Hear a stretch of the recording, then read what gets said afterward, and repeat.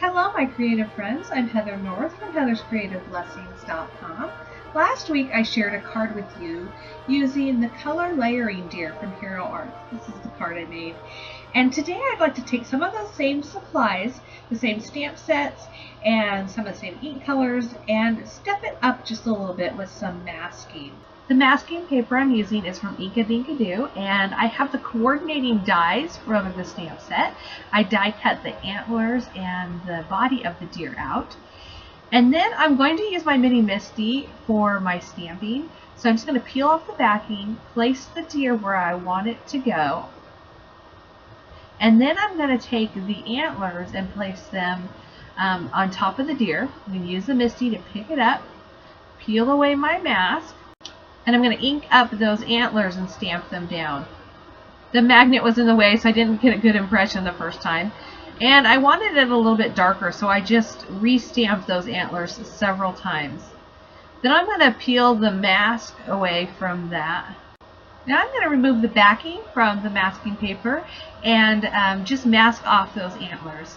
The reason I stamped them first instead of just laying the masking paper down like I did with the deer is that the antlers are connected in the stamp, but they're not in the die, and I wasn't sure how to line those up without stamping them first. The reason I used a mask is that I'm going to stamp out these trees from Woodland by W+9, and I want it to look like the trees are behind the deer. So by masking it off, they'll fade into the background. There's also some really cute little images in there, like the little bird that I might use later, but I decided I should just stamp out my deer first and then worry about decorating this card. So I've just removed the masks. This masking paper is great because it doesn't pull your paper or tear it. And then I'm going to stamp out the base layer of this deer. If you saw my first video using the color layering deer, you know that there's a graphic on the back of the packaging which shows you how to stamp it out.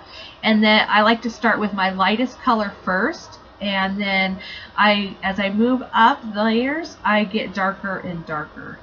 So I'm going to have a supply list down below. I think this is Tip Top Taupe, but I can't swear to it. But I'll have it, like I said, I'll have a supply list down below. But basically what I do is light to dark as I go up.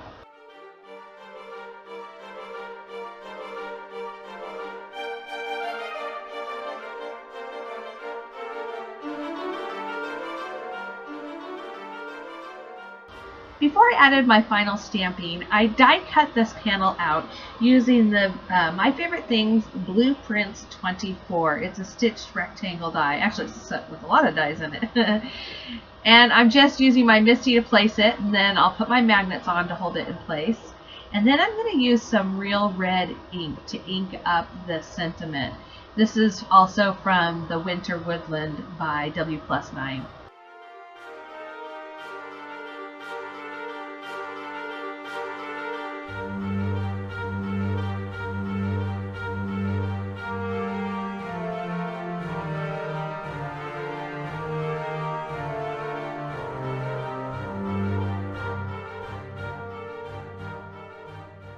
As you can see, I stamped that little cardinal in red on the top branch. And then I used my absorber to clean it. I don't know if I mentioned that before. The bird didn't really have any details. I don't know if it's because of my ink or if that's just what it is a solid image. So I just took a black pen, and I am not an artist. I'm not good at drawing. But I just drew in a few little lines to make it look more realistic and a dot for its eye. One of the things I've really struggled with Copic coloring is I get my images colored and then I'm like, well, what do I do now? Because like I said, I'm not an artist. I don't really know how to draw. But I'm learning how to draw some shadows. So I just took my W1 Copic marker. And by the way, I'm on Nina's Solar White cardstock. And I just outlined the deer and his antlers. I outlined some of the trees. And then you can see what I did at first was I just took from the base of the trees and I did a diagonal line going across. So it's as if the sun is behind it casting a shadow. And then again, just a little bit of scribbling under the deer in a somewhat similar shape to the deer itself. I just added a few other little dots, and to me that kind of looks like snow. It was super easy, a little bit messy. And now I'm going to choose my pattern paper. This is from last year. I don't even know which pack it came with. This is just what's left over.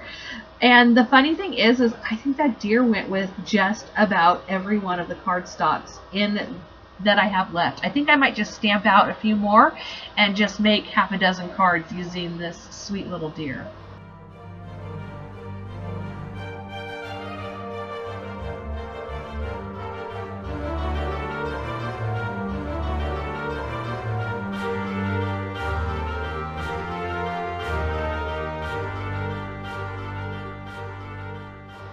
To assemble my card, I just used a standard card base and cut my pattern paper down to 4 1/4 by 5 1/2.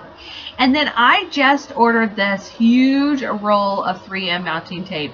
Sandy Allnock used to call it my precious because of Lord of the Rings. I just love that, and I can't think of it as anything else other than my precious. I'm going to use that. You can use any kind of dimensional foam tape or, you know, foam padding, whatever you have on hand. I just wanted to pop it up a little bit. And I also put it on a bit of an angle. I'm showing you, you know, the thing about card making, there are just so many options and so many ways you can do it. Sometimes you just have to stick it down. So I stuck it down on an angle. And that is my second card using the color layering deer along with a little bit of the winter woodland. I just love it. I can see myself using this stamp over and over, not just at Christmas time. If you missed the card I did last week, here's a little peek at it, and I'll try and put a link up below in that top right corner so you can go check that out. Thank you so much for joining me today. If you like my video, please give me a thumbs up and subscribe to my YouTube channel to see more. I'll see you in my next video. Bye!